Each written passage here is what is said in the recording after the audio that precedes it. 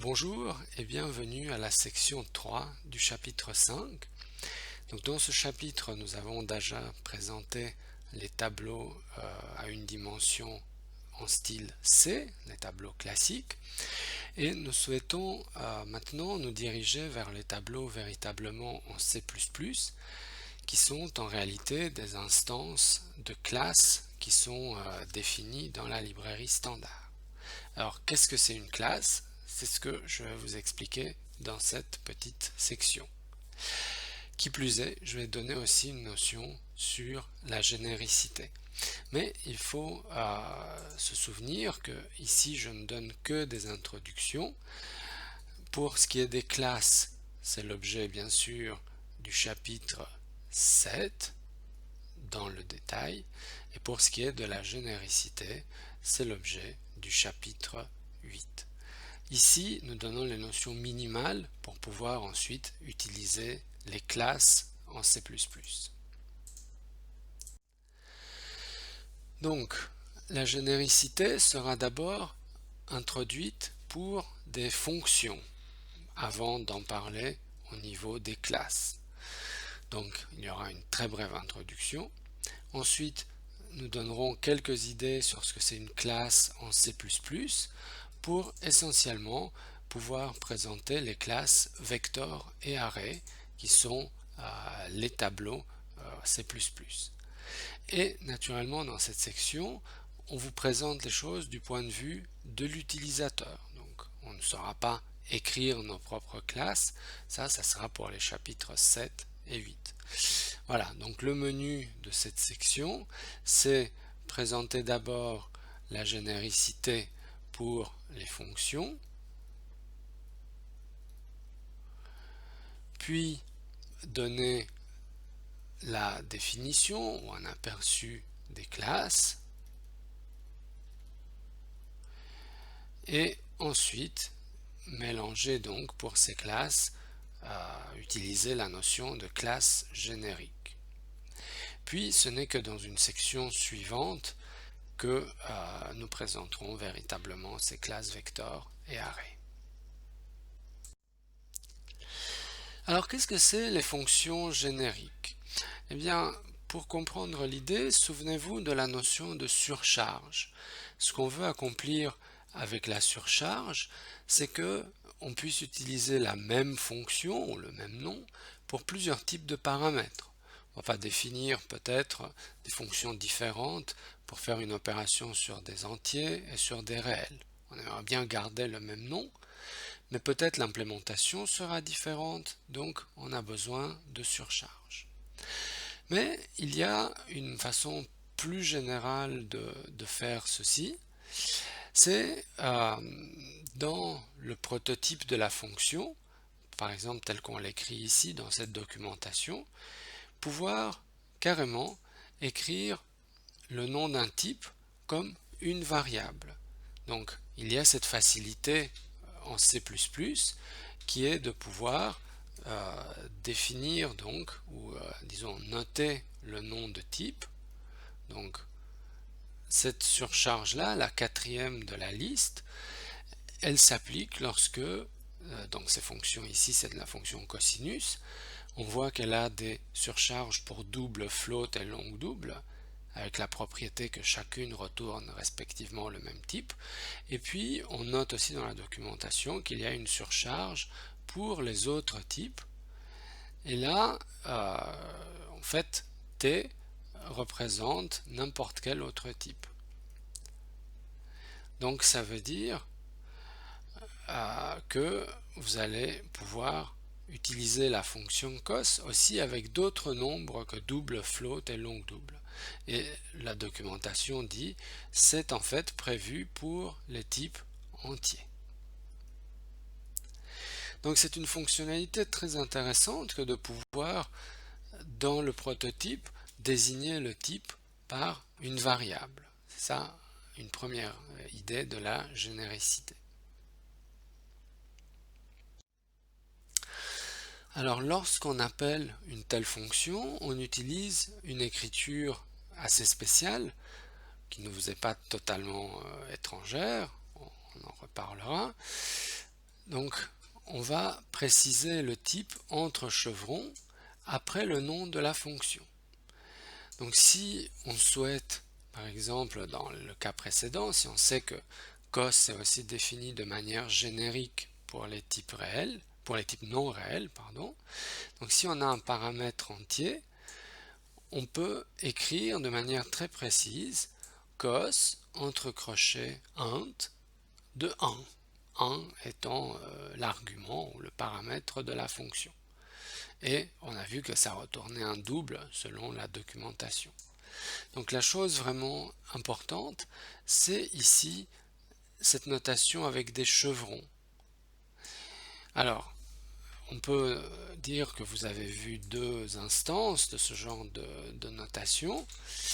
Vous l'avez vu, alors, si vous vous en souvenez, et j'y reviendrai, il y avait l'écriture numérique limits entre chevron int et puis la fonction max. Mais vous voyez ici, on parle déjà d'une classe générique. Mais c'est juste, on est sur la bonne longueur d'onde. Vous avez vu aussi la version où on écrivait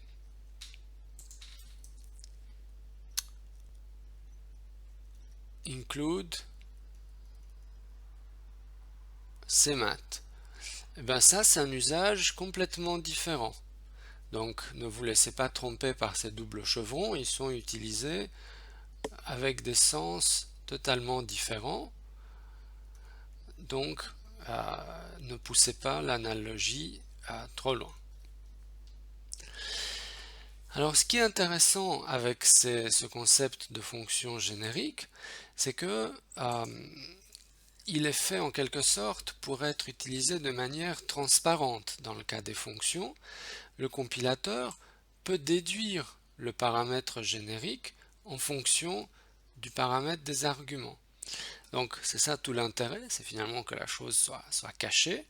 Et par exemple pour la fonction cosinus, si on écrit tout simplement cos et puis on donne un certain type entier, le compilateur peut déduire que c'est la version avec cos de unsigned int. Donc par rapport à notre notation précédente, ce unsigned int, c'est en fait le type t qui était dans la documentation. Voilà, nous y reviendrons, mais donc notez un peu que pour des fonctions génériques, si elles sont bien sûr définies de manière appropriée, on peut les appeler de cette façon en précisant le type exact entre chevrons ou bien en laissant le compilateur le déduire.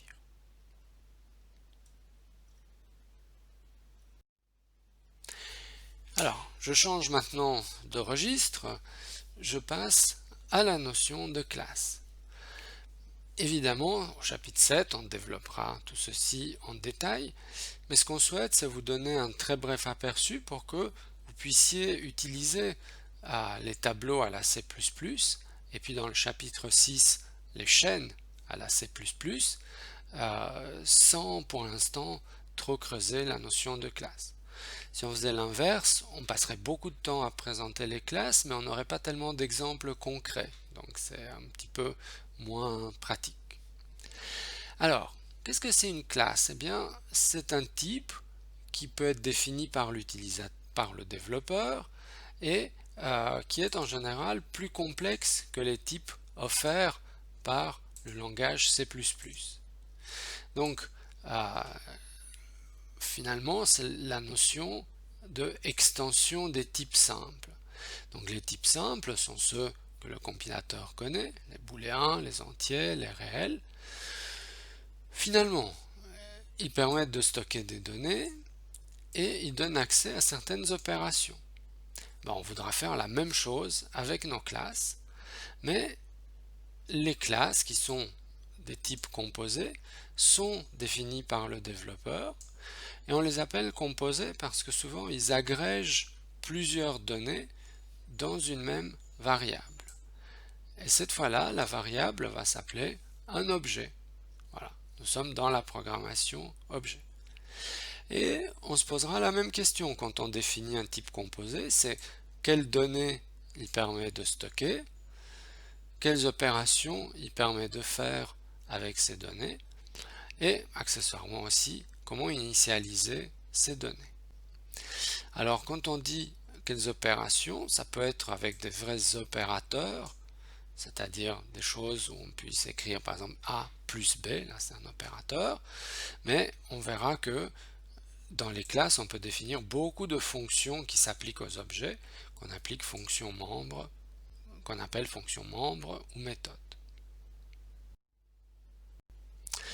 Donc lorsque un développeur a défini une classe et qu'il la donne à son programme, on peut définir des instances de cette classe, ce qu'on appelle des objets. Alors dans cette image, on pourrait dire à la classe c'est le moule, c'est l'emporte-pièce, et puis avec ça on peut créer autant d'objets de la même forme mais différents entre eux. On voit bien sur la photo qu'il y a plein de biscuits. Ils ont la même forme, donc des propriétés analogues, mais ce sont des instances différentes. Alors voici un premier exemple ici. String, que nous avons déjà mentionné, est en réalité une classe de C++. Vous ne le saviez peut-être pas, c'est fait pour que ça s'utilise comme un type, mais en réalité c'est une véritable classe.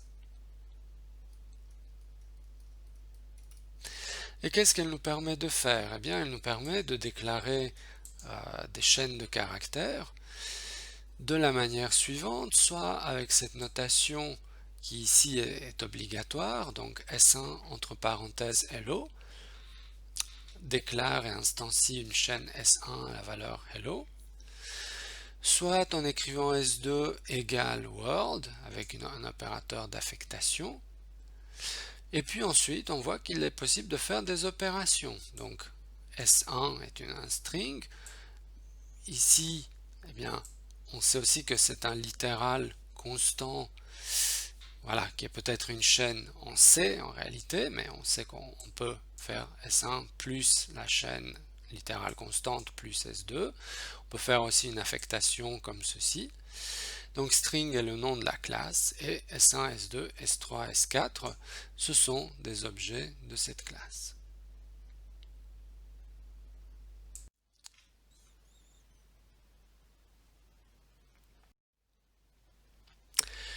Donc lorsque on définit une classe, il faut d'abord se poser la question quel genre de données elle stocke. En fait, ce qu'il faut savoir, comme on va le voir, c'est que dans une classe, il y a des données membres, donc on dit que c'est un type complexe, puisque on peut y stocker plusieurs variables simples, voilà, pour approximer. Donc pour considérer un exemple, on peut considérer le type des nombres complexes. Vous vous souvenez qu'un nombre complexe a une partie réelle et une partie imaginaire, 2 plus 0,5i par exemple. Donc une chose assez naturelle à faire, c'est de se dire je voudrais disposer aussi en C++ de nombres complexes. Alors c'est pas un type que le compilateur connaît. En revanche, c'est un type qu'on peut définir avec une classe qu'on peut appeler complexe. Alors elle est connue dans l'espace de nom std, on peut l'écrire comme ça. Et dans cette classe, on s'est débrouillé pour déclarer deux variables, donc deux nombres réels. Donc on pourra assez facilement déclarer un nombre complexe, allouer des valeurs aux parties réelles et imaginaires, et puis tout l'intérêt de ça, c'est qu'on disposera des opérations sur les nombres complexes. Dans la classe string que vous avez déjà rencontrée, là aussi on va stocker plusieurs choses. On va stocker les caractères sous la forme d'un tableau, alors ça reste à préciser, de caractères. Alors c'est un tableau de taille variable, mais l'objet de type string connaît aussi sa taille, il connaît aussi sa capacité. Ça c'est des choses que les tableaux à la C, les tableaux classiques, ne connaissaient pas. Et comme on le verra, l'équivalent C++ du tableau, si l'on veut, un des équivalents c'est le vector, et là aussi un objet de type vector, il y a dedans un tableau d'éléments de taille variable, une information sur la taille et une information sur la capacité.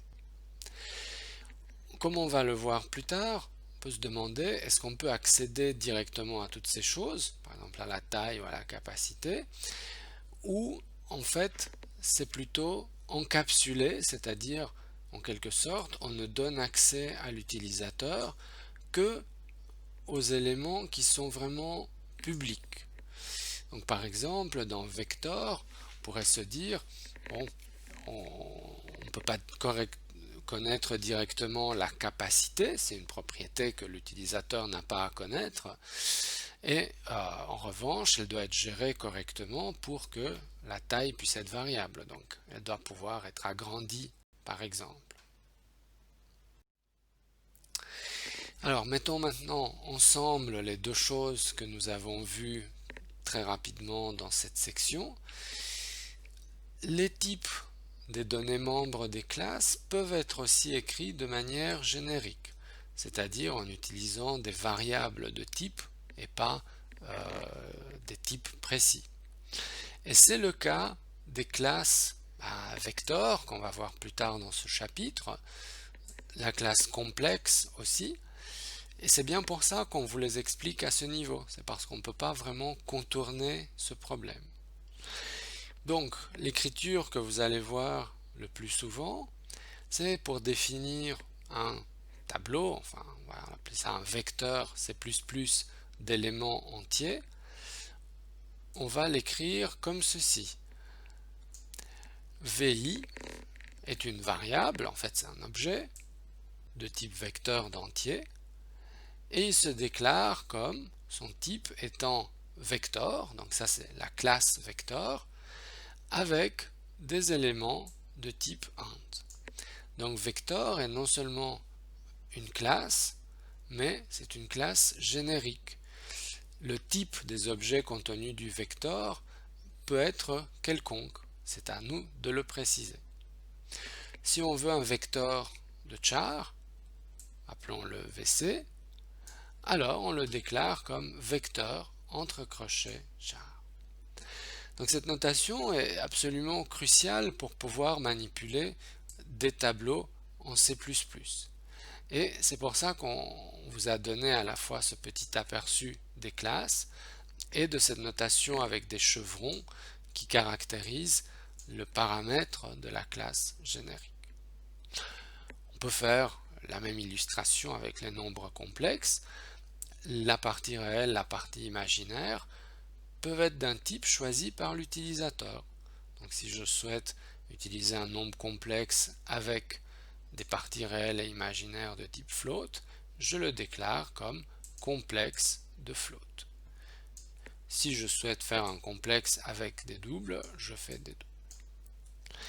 Petite différence, pour les classes, on doit toujours spécifier le type effectif. Donc on avait dit que pour les fonctions génériques, le compilateur essayait de deviner, on dit inférer ce type. Alors pour les classes, les choses sont claires, on doit toujours préciser le type qu'on doit instancier.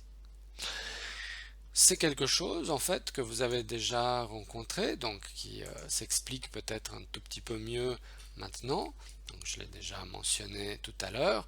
Alors numeric limits est une classe générique et lorsque nous souhaitons faire appel à sa fonction max, on doit préciser de quel type générique on parle. Donc numeric limits de, par exemple, je sais pas, langue.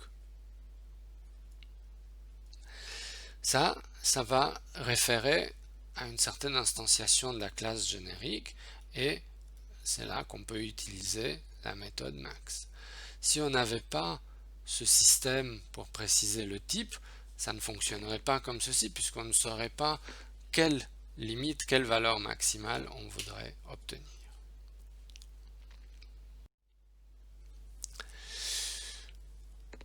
Qu'est-ce qu'il faudrait savoir de plus à ce stade?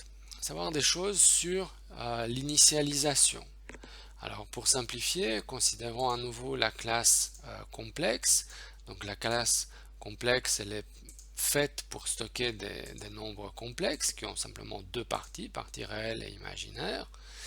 Et pour définir un nombre complexe quelconque, on dit complexe avec partie imaginaire et réelle double, c'est 1.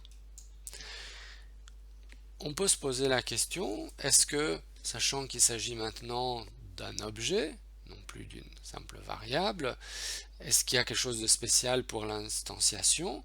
Oui, dans la classe, on définit par défaut une instanciation à 0, 0. C'est quelque chose qui n'existait pas pour les variables numériques C++. On l'a déclaré sans l'initialiser, sa valeur était indéterminée. Là, dans la classe, on a pu préciser que c'était initialisé à 0.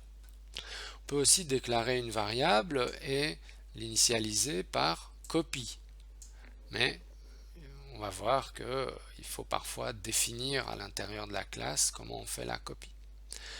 Même écriture, qui peut-être fait penser plus à un appel de fonction, C3 de C1, donc déclaration d'une variable C3, initialisation à la valeur C1. Possibilité aussi de spécifier directement les valeurs, entre parenthèses, ou seulement la première valeur, la deuxième étant par défaut.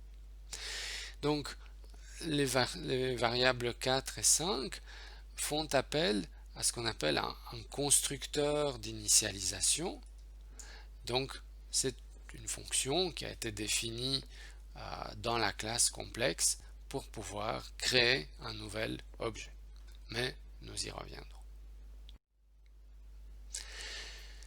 Alors, on n'y pense pas toujours parce que c'est utilisé de manière transparente, mais il y a en fait souvent beaucoup de variations sur les méthodes d'initialisation et les concepteurs d'une classe doivent penser à déclarer toutes ces méthodes qui s'appellent des constructeurs.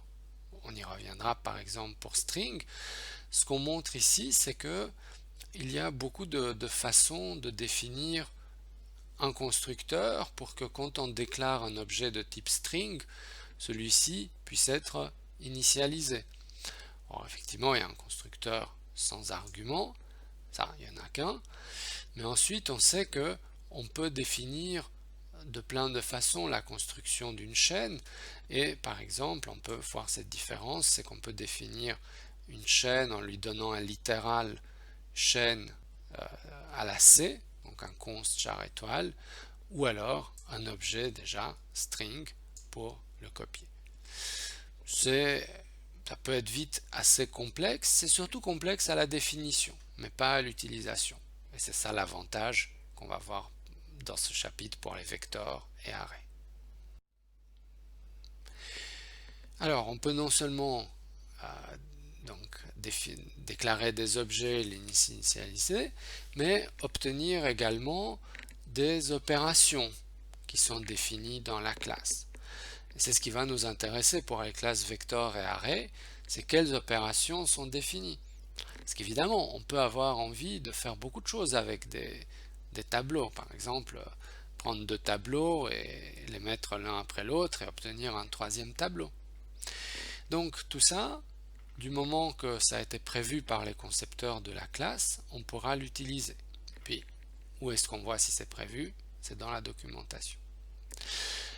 Par exemple, pour un nombre complexe, on peut définir un complexe C1, partie réelle et imaginaire double, et on l'initialise à 1 et 1. Alors ce qui est intéressant, c'est qu'on peut définir un complexe C2 et lui affecter C1 plus C1.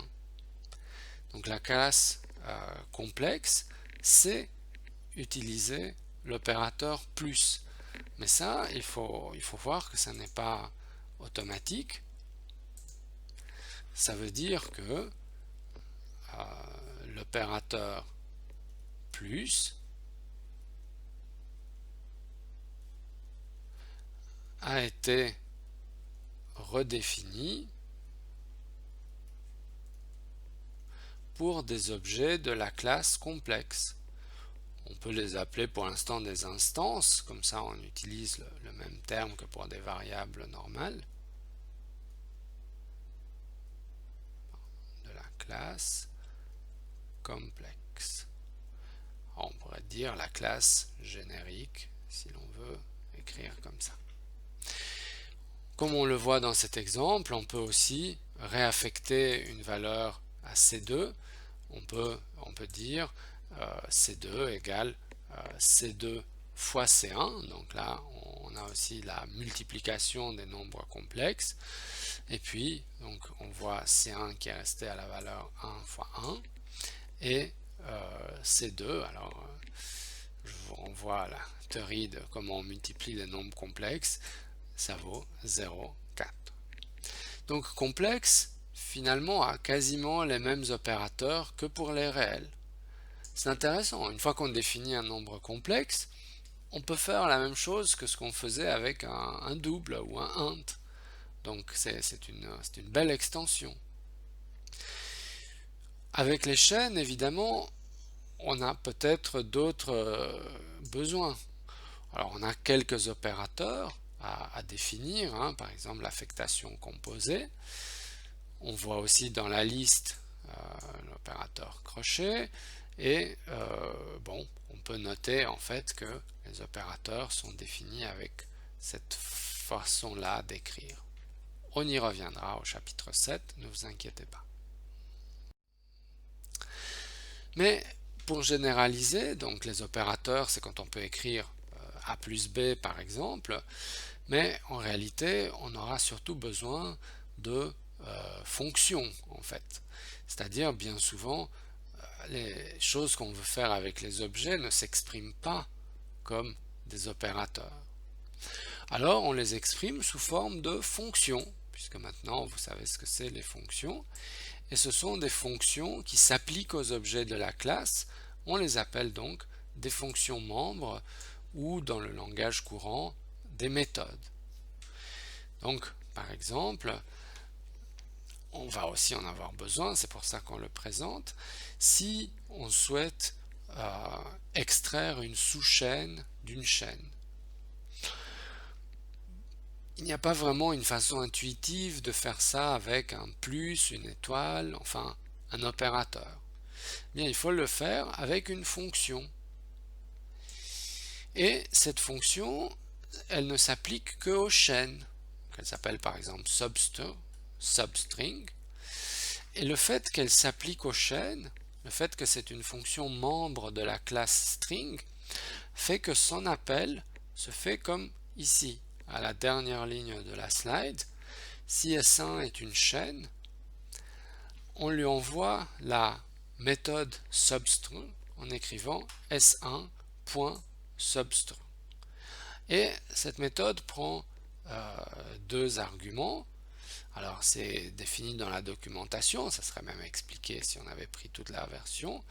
Donc on dit voilà, substr c'est une méthode qui retourne une chaîne et à laquelle on envoie deux arguments, une position et une longueur. Alors, pour préciser tout de même ici la documentation, donc que font ces deux paramètres. Alors la position c'est position de départ, donc début de la sous-chaîne.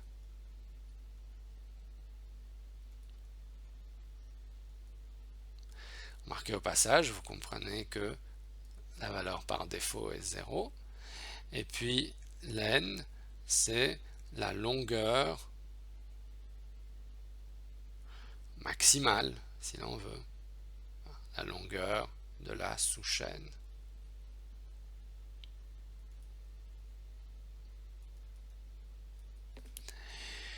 Donc ça permet d'extraire une sous-chaîne à partir d'une chaîne. Et comme on le voit ici, si S1 a été initialisé à informatique, S2, on commence à la position 2.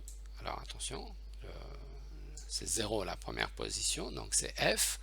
Et on prend 6 caractères, donc S2 vaut format. Voilà, c'est simplement des fonctions, et ce sont des fonctions membres, on en aura besoin pour les vecteurs. Qu'est-ce qui est particulier ici à la fonction membre, si vous l'avez observé, c'est que parmi les arguments notés ici, la chaîne ne figure pas. Donc ici on peut dire les arguments n'incluent pas la chaîne de départ. Alors on peut dire c'est une drôle de fonction, puisque la chaîne sur laquelle elle est censée s'appliquer ne figure pas parmi les arguments. Eh bien, c'est le propre de la méthode. Vous voyez la chaîne sur laquelle s'applique la fonction, elle est donnée comme ceci. Donc on la donne d'abord, et ensuite on écrit point et le nom de la méthode. Donc la chaîne de départ, c'est pas un argument, il s'agit d'une fonction membre, on lui envoie cette fonction.